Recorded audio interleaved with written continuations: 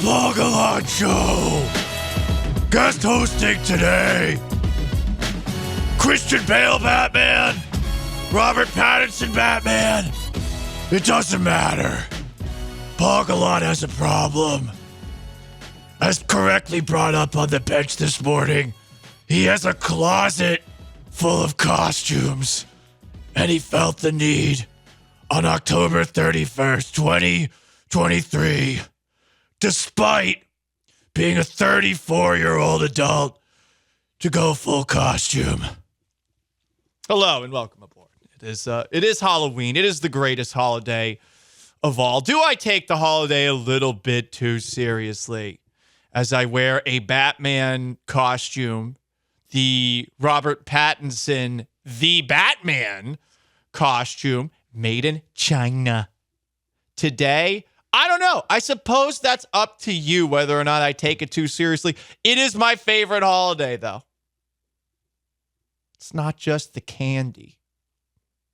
It's not just the costumes. It's also the general sluttiness of the holiday. But hey, we got a lot of stuff to talk about on today's show. And if you want to jump aboard the most interactive sports talk show in Houston, 713-780-3776 to call or to text. Does a 34-year-old man need to put Halloween in the past, or am I doing it right? Because I think I'm doing it right. I think you should be allowed to show up to work in a costume. I think if you're working a 9 to 5 in some stuffy office, they should let you show up to work like this. Hell, I think everybody should be able to do this. You're playing in a sports match tonight. You're in the World Series. Why not show up in a costume? It's just baseball. The ratings are down anyway. Basketball game tonight? Screw it. Show up in a costume.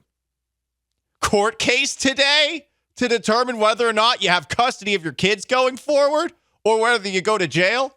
Who cares? It's Halloween. Costume. Are you at the 5-0 or a doctor or a nurse? Costume. You better do it. Otherwise, you're letting me down. Anyway, Sean Mapes dressed up as Wayne from Wayne's World behind the glass, even shaved for it. Looking good. Thank you. Like the costume, like the hat. Yeah. You had that for a while? No. I ordered it for this weekend. Didn't come in on time. But luckily, I knew that you were going to dress up. And so I decided to dress up and not let my $10 on a Wayne's World hat go out of for no reason. I like that. Sorry if you felt pressured to wear a costume. I didn't. Okay, good. This is just, again, leftovers. We want to know. It is very funny. You're fully dressed up as Batman. I'm fully dressed up as Batman. I'm having a tough time seeing. The eye holes here are not very big. I'm having a tough time breathing. It took me a really long time to put this costume on this morning because all the parts are made in China. And you got to zip up parts of it from the back. It's like you're wearing Spanx, essentially. It took a while. The funniest part is before you put on what's the top part of the mask? I guess the mask. The cowl, I think. The cowl is like, you actually did the thing that Robert Pattinson did where like had basically like war paint, I guess. Yeah, you got it. Around your eyes, so it's like black around your eyes. At some point, we might go hole. maskless. It really does depend. Like, I'm wondering if I'm going to be able to breathe enough to talk over the course of the show. I actually cut a nose hole in the bottom of this mask. It could have been actually worse, but I am struggling for air right now. I can't wait for DJ BNMA to show up. I can't wait for him just to walk in the room. Well, listen, you better show up on time because Batman ain't got time for people who don't follow the rules. I'll send him right to jail. Right to jail. Straight to Arkham. Arkham, baby. Must be fun. Billionaire vigilante. Just beat up on criminals. Beat up on innocent people occasionally. We think Batman's 100%. What? Yeah, I know, right? Like, there's no judge jury process. He's just beating people up. He just beats everybody up. Why doesn't he own the football team that's in Dark Knight Rises? Shouldn't he own that football team? It's a great point. As far as like things you're going to spend your money being a billionaire on, I feel like owning the football team would be above being Batman. Constantly appreciating asset. Like Daniel Snyder, one of the biggest bad owners in sports history. Like that franchise was the most valuable in the NFL, I think, when he took over. And even despite his best efforts, still one of the most valuable franchises in the NFL. So anyway, let's actually talk about some sports today. I don't know how many people saw this courtesy of my guy, Jason Bristol at KHOU, but it has to do with the Houston Astros manager job opening. Popular Atlanta Braves third base coach Ron Washington is interested in the Astros open manager position. Jeremy Booth of KHOU, former front office executive in baseball, have learned. Washington, 71, is beloved by Braves players.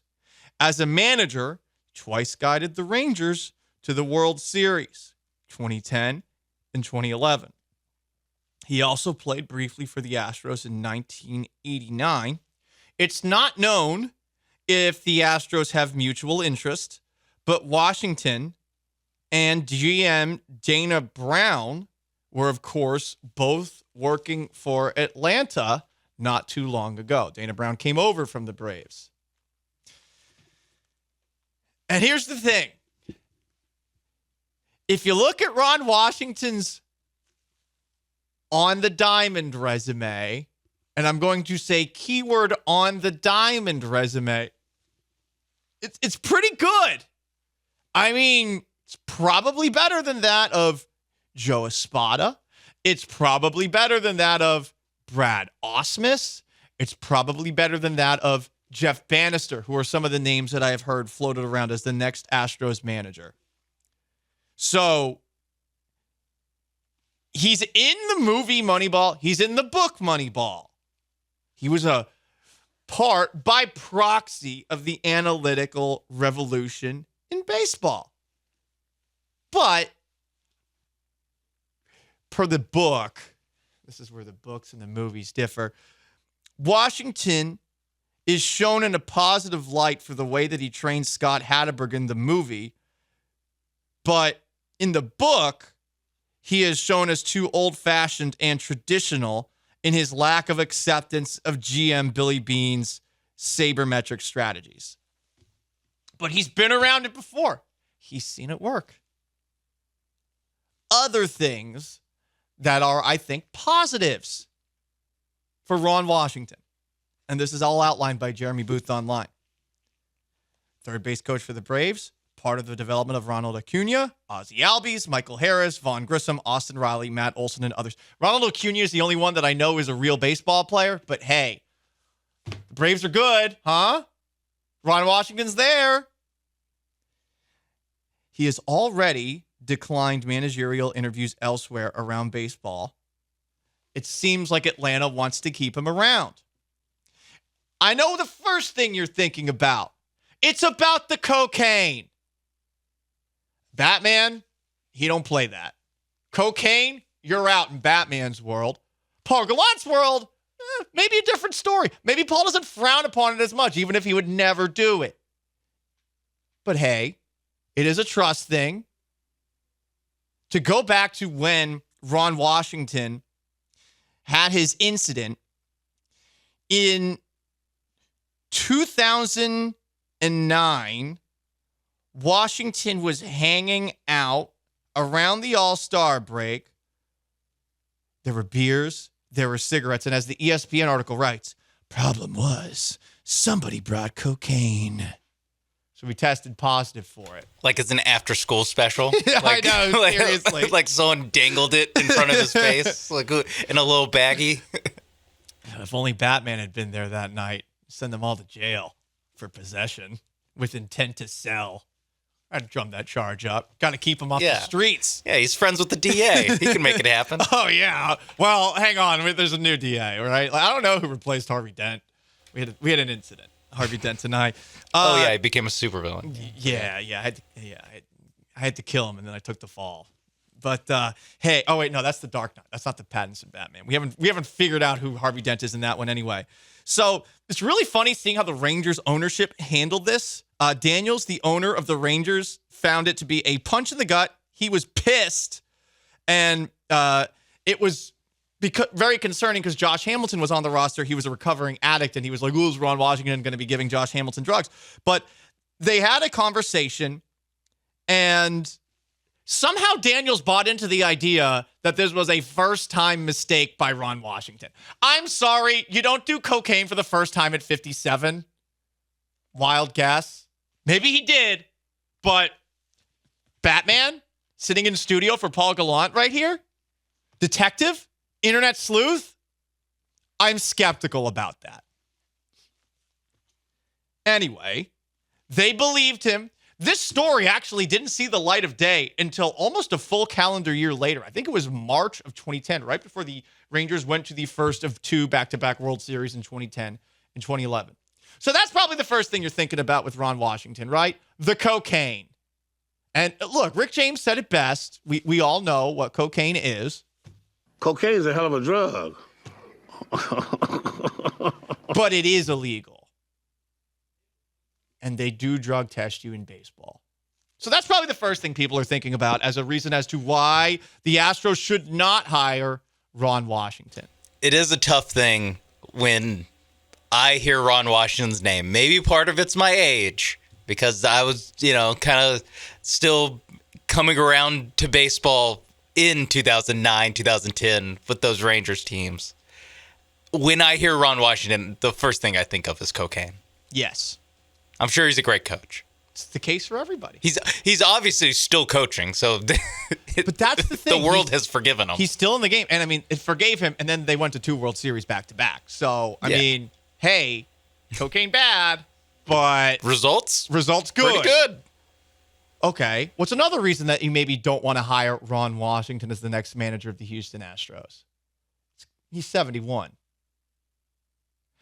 I will say, though, he certainly does not sound 71. I saw a couple of clips on the internet of Ron Washington speaking. Guys, this guy sounds as energetic as also, I believe, 71 years old, Pete Carroll. Here's Ronald. A ball is hit right here. You see a lot of young kids slide and try to get in front of it, and now they got to start all over again. I teach these guys, ball hit over there, half a backhand, that sucker. Can't be afraid to use your backhand. I work their backhand for that purpose. I work the heck out of their backhand so they don't have to be afraid to use it. I work the heck out of their front hand so they don't have to be afraid to use it. I work the heck out of their hands this way so they won't be afraid to use it. So there's no balls that can hit at them that they can come and say, well, I didn't think I could catch it if I did that. We eliminating excuses because that's the way they work. I want them to be aggressive. I want them to make plays. If you boot it, give it back to the pitcher, get in your position, and ask for another one.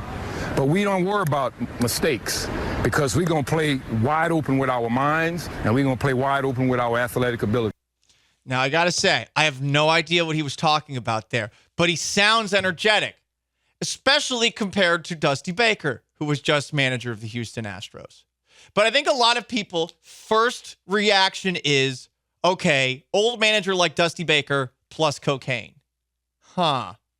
That helps with the energy. You know what? I wouldn't know. And again, it's illegal, kids. Batman here with an anti-PSA. But he only did it once. And Rangers ownership believed him. That's it. He just did it once. So those are the two obstacles to hiring somebody like Ron Washington, right? Like, what else could there possibly be? Why hasn't he been a manager since then? I think most people assume it's the coke, right? Here's the thing. I didn't even know about this until last night. And it makes it weirdly unsurprising that the Astros are probing potentially Ron Washington, or Ron Washington is doing the same thing. I don't believe it's been confirmed that the Astros are looking at him. But that resume is pretty good. He's got the energy. Here's the issue. I did not even know about this, and this really got swept under the rug. I assumed that Ron Washington resigned because of cocaine back in 2014. Nope. Personal reasons, 140 games into the year in 2014, and several media outlets announced that it may be related to allegations of sexual assault against a reporter. In September, a couple of weeks later, he resigned September 5th of 2014. September 18th of 2014, he announced he had been having an extramarital affair, that he had resigned to reconcile with his family. Daniels, speaking for Ron Washington, the owner of the Rangers, said that this was not drug-related. And reporter Jamie Kelly said, I learned this evening, not too long after this all went down, through a source with knowledge of the situation, that longtime Texas Rangers skipper Ron Washington's sudden departure from the club was due to impending legal issues stemming from an alleged sexual assault of an Asian reporter. I don't know why the reporter felt the need to put the person's race in there at the back. Kind of weird. I don't know, just say reporter. Kind of narrowing it down. You want to protect victims, but okay. That's the reason that you stay away from Ron Washington. Right there, right? I mean, pretty simple, pretty cut and dry. But he's interested in the Astros, and I guess we're going to be doing this with every single possible candidate that decides to throw their hat into the ring.